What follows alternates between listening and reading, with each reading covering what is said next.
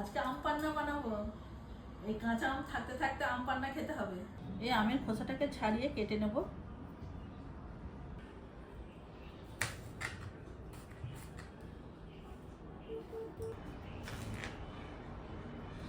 আম পান্নার জন্য আমগুলো কাটা হয়ে গেল। এবার মিক্সির মধ্যে দেব। আম পান্নাতে দেব গোলমরিচ আর গোটা জিরে, হালকা করে ভেজে নেব। এই আম পান্নার মধ্যে কি কি দিচ্ছি দেখুন।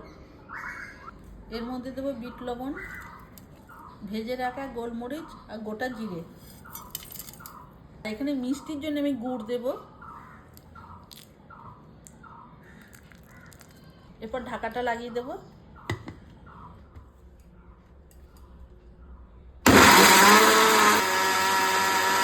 আমটা বাটা হয়ে গেছে, এরপর ছেঁকে নেব।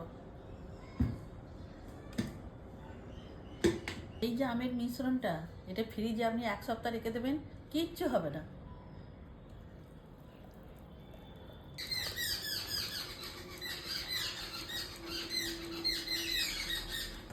আমের মিশ্রণটা এইভাবে ছেঁকে নেবেন।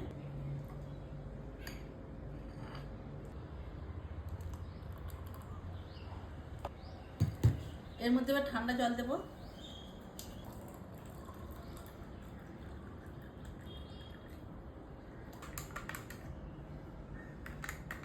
বাবা আম পান্না মানে ভালো তো গরমে দেয়। হ্যাঁ হ্যাঁ, ভালো লাগে। খেয়ে দেখো কেমন হয়েছে। এই দাও না।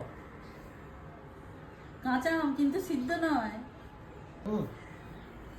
দারুণ হয়েছে কিন্তু খেয়ে দেখো, খুব ভালো হয়েছে। গলায় ঝাল ঝাল লাগছে না দারুণ। ভাজা জিরে আর গোলমরিচ অসাধারণ। দেওয়া আছে, এই ফ্লেভারটা যা লাগছে না, আপনারা একবার বানিয়ে খাবেন। আর এই কাঁচা আমটা বেটে ফ্রিজে রেখে দেবেন, 1 সপ্তাহ থাকবে, কিচ্ছু হবে না। আজকে ভিডিও আমাদের এই পর্যন্ত। আপনারা সবাই ভালো থাকুন, সুস্থ থাকুন। দারুণ।